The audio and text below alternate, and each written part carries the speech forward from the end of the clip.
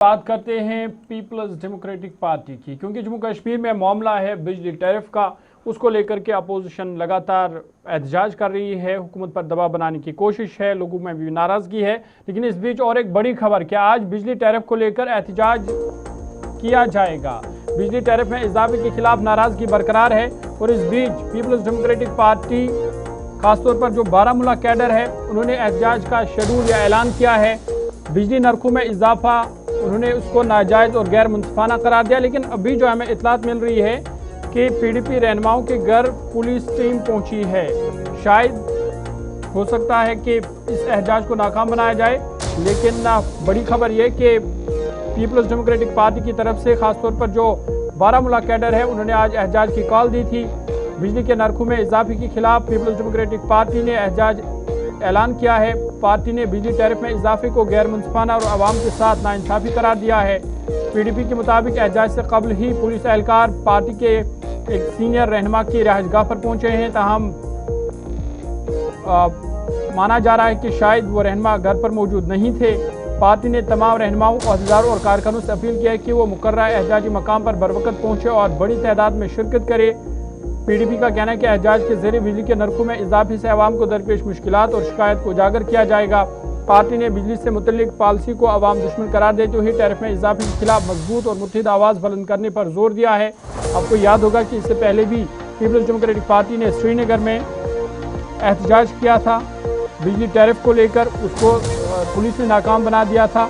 लेकिन अब आज फिर से एहतजाज होना था, लेकिन इतलात हमें मिल रही है कि पुलिस मुतअद्दिद रहनुमाओं के घर पहुंची है। शायद जी पीपल्स डेमोक्रेटिक पार्टी के सीनियर लीडर और तर्जुमान मोहम्मद रफ़ीक रातर साहब भी हमारे साथ फ़ोन लाइन पर हैं। रातर साहब बहुत शुक्रिया जी ज्वाइन करने के लिए। पीपल्स डेमोक्रेटिक पार्टी का ऐलान है कि वो आज एहतजाज करेंगे। श्रीनगर के बाद आज नॉर्थ कश्मीर के बारामूला हेडक्वार्टर पर एहतजाज की कॉल दी गई है। क्या कुछ डिटेल्स है, कब ये एहतजाज होगा, कितने बजे की तैयारी और क्या पुलिस की तरफ से आपको इजाज़त मिली है इस एहतजाज की?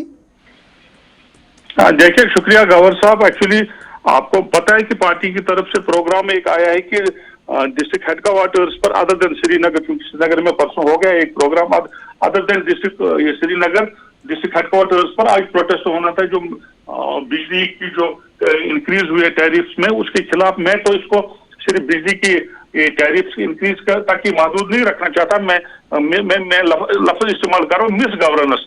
जो मिस गवर्नेंस पिछले 2 साल में हर शोबा इस वक्त सफर कर रहा है, तो उसके खिलाफ हमने एक प्रोटेस्ट रखा था। और हस्बी मामूल पुलिस ने कदगन लगाई है। जितने भी हमारे लीडर्स हैं उनको फोन गए हैं, कुछ को हाउस अरेस्ट किया गया है। मेरे घर पर भी पुलिस सुबह सवेरे आई है, लेकिन मैं घर से बाहर हूँ। और इंशाल्लाह हम अभी बारामूला जहां पर हमने वेन्यू मुकर्रर किया है, हम वहां पर जमा होंगे और प्रोटेस्ट करेंगे। देखिए, गुजारिश यह है कि ये मामला सिर्फ इस वक्त हमारा नहीं, पीडीपी का नहीं, ये अवामी मामला है। अवामी मामला और मसाइल के साथ जुड़ा हुआ है। तो डिस्ट्रिक्ट एडमिनिस्ट्रेशन को चाहे कि वो हमें अलाउ करें, पीसफुल प्रोटेस्ट के लिए जा रहे हैं। हम कौन से हुल्लड़बाजी कर रहे हैं या लॉ एंड ऑर्डर सिचुएशन को खराब कर रहे हैं? हमारा मकसद ये है कि रफीक साहब, कल उमर साहब को हम सुन रहे थे, बशती वजीर आला, वो बता रहे थे कि देखिए पीपल्स डेमोक्रेटिक पार्टी है भूल गई कि जब वो अपने दौरे इख्तिदार में थी 16% से ज़्यादा वन गो में उन्होंने टैरिफ चढ़ाया। मेरी तो मजबूरी यहाँ बनी है कि मैं थोड़ा सा इसको स्ट्रीमलाइन करने की कोशिश कर रहा हूँ, लेकिन आइंदा कुछ नहीं बढ़ेगा। तो ये किस तरीके से देखते हैं वजीर आला साहब के उस बयान को? देखिए, ये वही वजीर आला साहब है ना, जो आपको भी याद होगा, उन्होंने कहा था कि जब मेरी सरकार बनेगी जो ये स्मार्ट मीटर्स लगे हैं सारे के सारे मैं जहल में फेंकूंगा। तो ये वही चीफ मिनिस्टर साहब है। और ये आप जस्टिफाई नहीं कर सकते कि पिछले आयाम में किसी सरकार ने इजाफा किया है। ये सरासर गलत है और ये मुआवजा भी गलत है।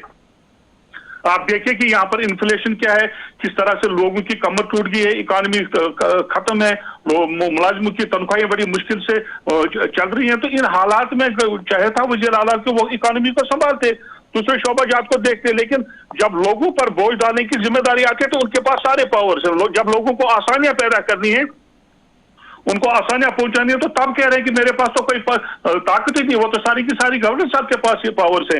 तो ये बड़ा अलमी है। जब लोगों को आपको तंग करना होगा, लोगों पर इस तरह के मजालिम डालने होंगे, तब सब पावर्स आपके पास है। तो ये हिले बहाने नहीं चलेंगे।